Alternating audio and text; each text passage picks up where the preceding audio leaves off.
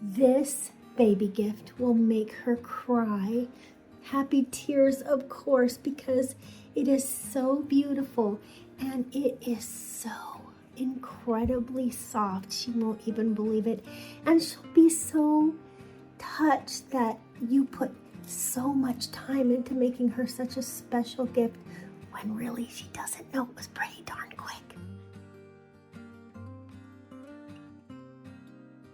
Okay, so we're gonna make this beautiful, super soft chenille blanket. Here's another colorway you could make it in, and it has this beautiful braided connection joining. And so this is going to take the Bernat Baby Velvet yarn. 1 skein of each is enough, and a 22 needle circular knitting machine, either ADDI or Centro, and to make it super, super quick and fun, power tools. Oh yeah. So you can get this attachment here on Etsy for either the ADDI machine or the Centro, and it makes it go so fast. Okay, let's get started. This one is so easy and fun, especially if you have this. Oh my gosh, this makes it go so fast and fun. Okay, here we go. We're going to cast on.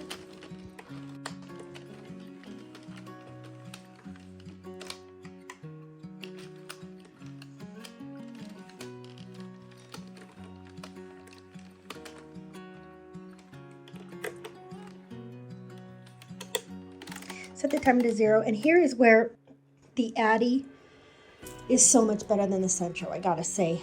You know, in a lot of ways they're the same, but especially that 22, I just find the ADDI is way better, and one of the main reasons is because it has the automatic counter. Especially on this project, I made most of the project on my Centro, and I just kept losing count. And it's really important on this project that you don't lose count. So this counter is definite huge boon on this. So here we go. We're going to do 140 rows. I'm going to start slow like we always do, making sure that everything is getting pulled down behind the teeth.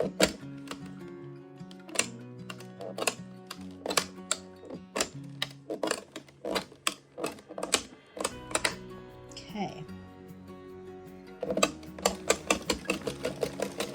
Go around a couple more times, make sure there's no loops hanging where there's any drop stitches. Looks good. So now I'm going to bring out the secret weapon. Here we go. One thing I did learn about this is that if you go too fast, the counter won't work. So you can go pretty darn fast, but just watch the counter and see if it happens to stop working. You're going a little too fast.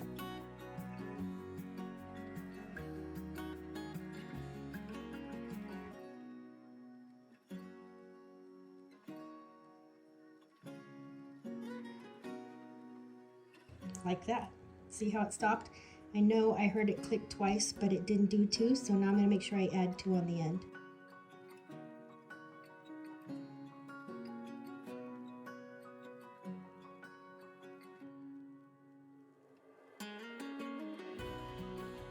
Okay, I'm going to stop here at 50. And I'm just going to start twisting this under. Now I'm going to show you this underneath here. Some people roll it the other way, and on the big ADDI, I do roll it the other way, but on this, I find if you roll it this way, it works great. So that's what I'm going to keep doing when it starts to threaten to touch the table. Here we go again.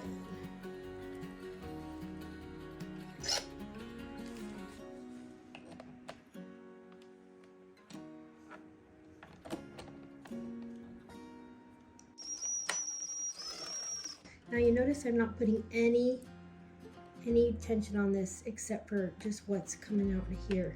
It doesn't need any with this yarn.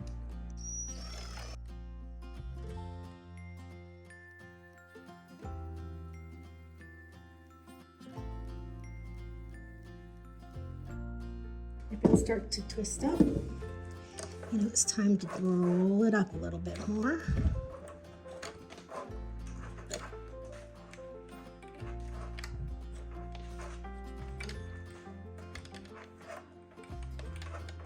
Okay.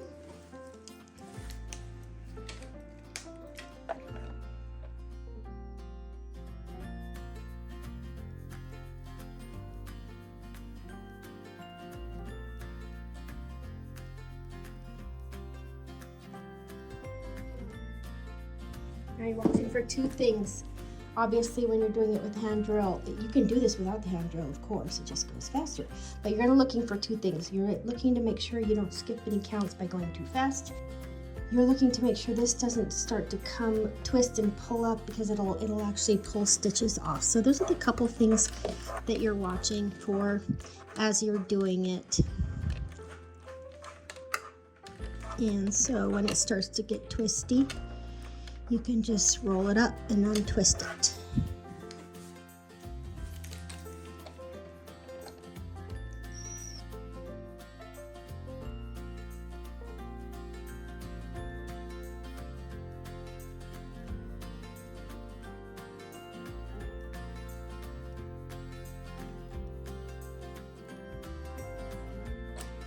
You can also go much faster if you have your yarn down below really feeding off well. I like to actually wind this on with my yarn winder so that it's a nice loose center pull cake.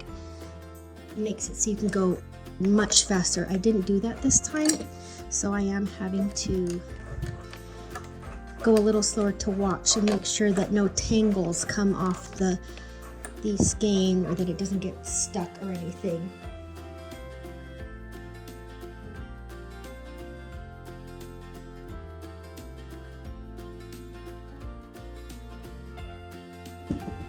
Okay, now I'm stopping here. You're going to want to go to 150. On this first blanket, I did it a little bit shorter, and then on the second blanket, I liked it better, a little bit longer. So you go to 150. But when you get to the end, then we're going to go all the way around back to the black. Now we're going to just cast off our regular way, except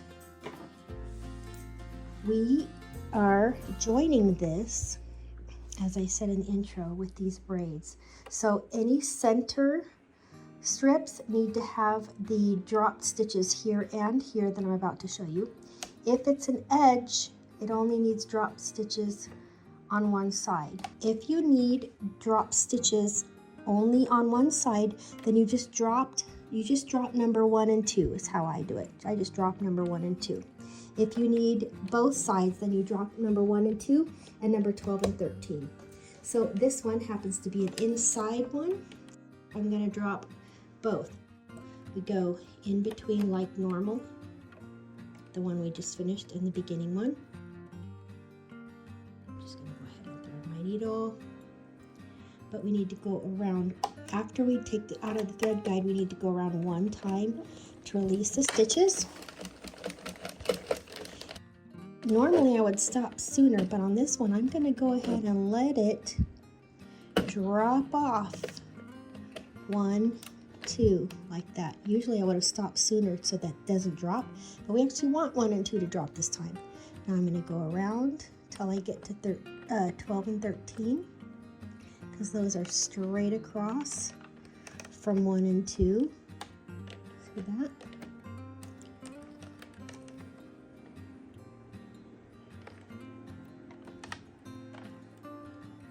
Haven't seen this before. This is my trick to not pull up ones you don't want. You put your finger over it, but on this one, this time, you can't see what I'm doing. Here, let me move. I want 12 and 13 to drop, so I'm not going to put my finger over it, because those are the ones I want to drop. I'll just take them off, but I'm not going to put my needle. I'm going to let them drop. Can you see what I'm doing here? I'm taking it off, and I'm letting it drop. And then I'm going to go around and finish picking up the rest.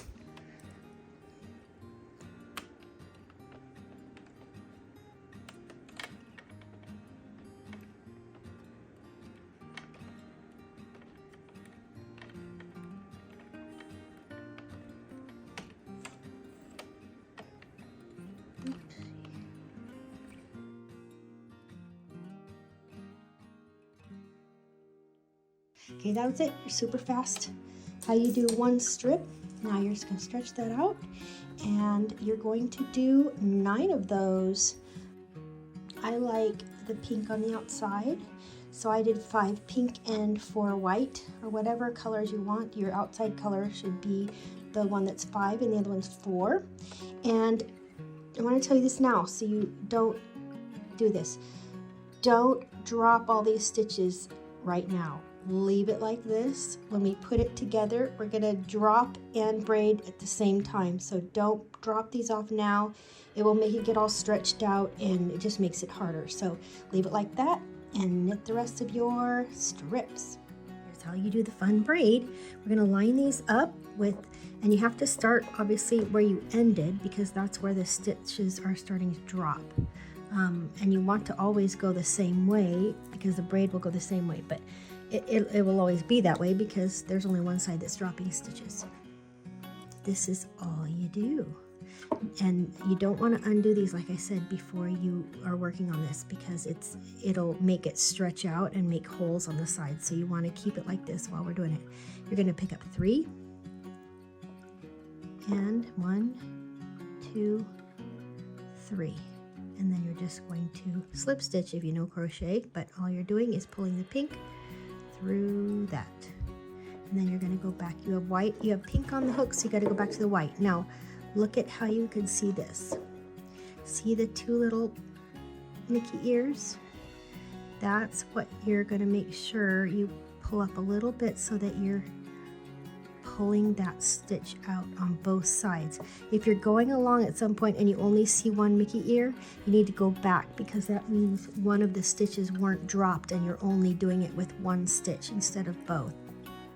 That's what you do, and then you just, if you are not a crochet, you might not know this, twist it around because there's more room down here in this V, so twist your hook around and pull it through. Now don't pull hard, don't pull tight on these. Be just really gentle and loose because you don't want to, you want nice fluffy braid look. You don't want them to look all pulled tight. It'll just make holes down the sides instead of a nice fluffy braid look. So here I'll show you again. See, here's an ear and here's an ear. Pull it off on both sides. That one was already pulled off. 2, both ears came off. 3, pull it through. Make sure you get all 3 through. Over here. 1, right between the 2 things and pull them off.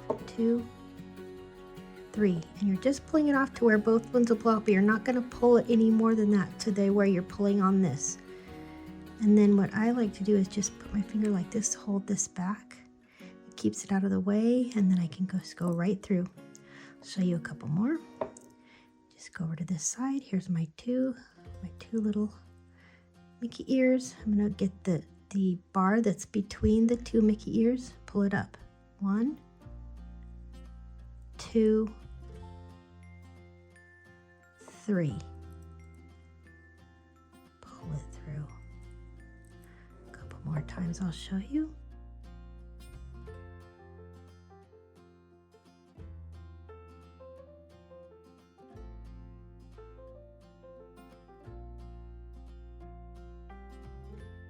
Pull it through. Try to keep these the way they are and not twisted.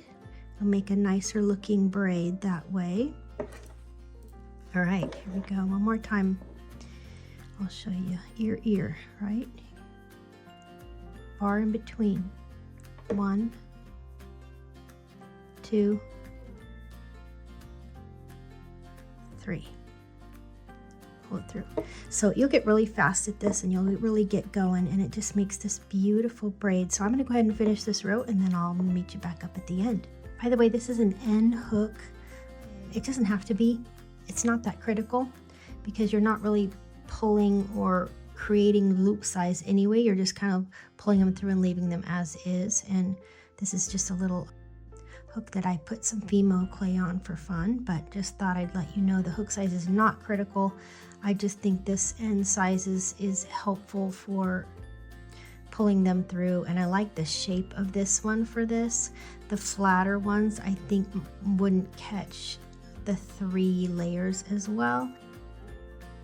But really the hook size is not super crucial on this. Here we are at the end. Now, you'll notice this one has 3 and this one's got 4.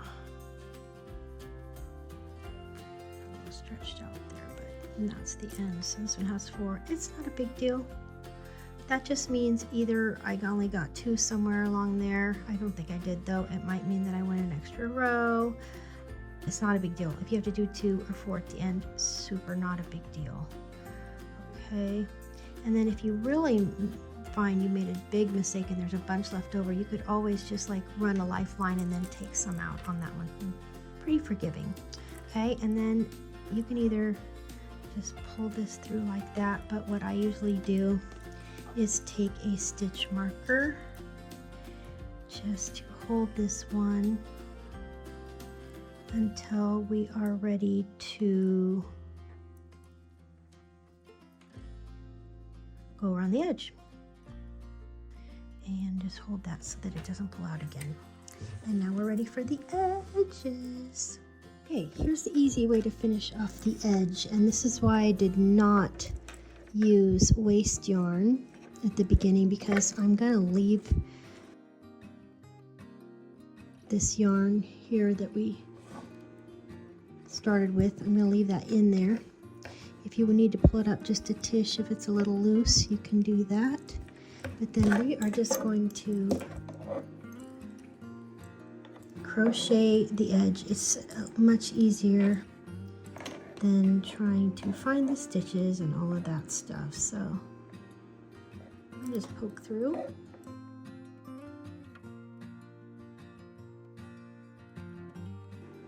And I like to hide this back there,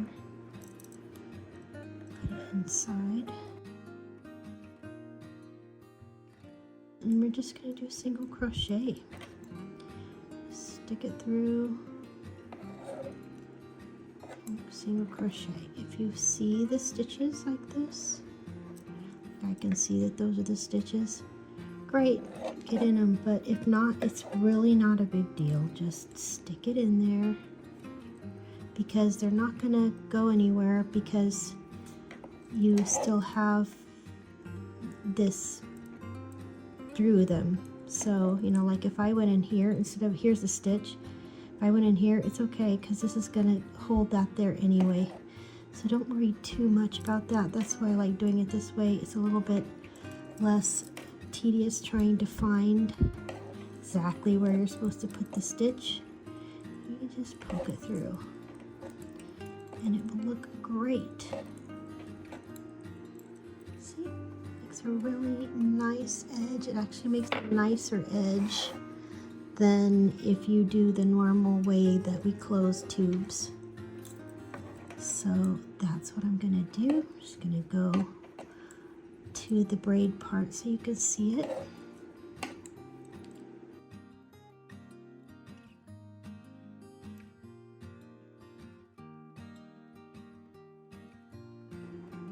And this is the end of where I started. I'm just gonna crochet that in there.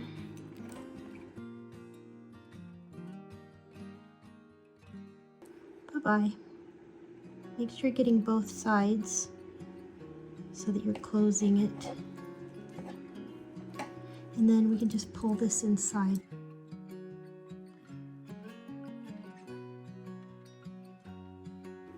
Okay, now we're to the braid part. Got a little loose part there, so it'll probably be taken up in the crocheting, but I'm just going to keep crocheting along. See? Oops, I didn't get both sides on that one.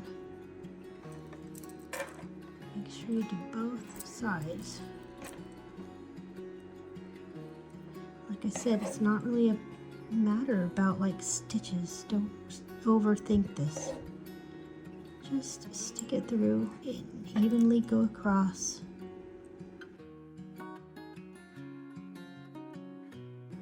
And it looks great. It does a nice finish.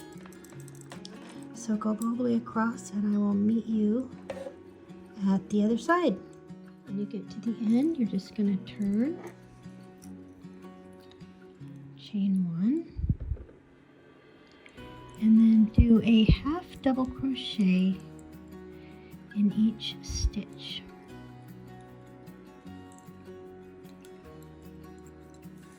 If you don't crochet, this is so easy. You just wrap around in the next stitch, pull up a loop. So now you have 3, wrap around, pull through. That is a half double crochet in American terms. I think it's a half treble, I think, in UK terms. Don't quote me on that. But just go around doing that one in each. You can see the stitches.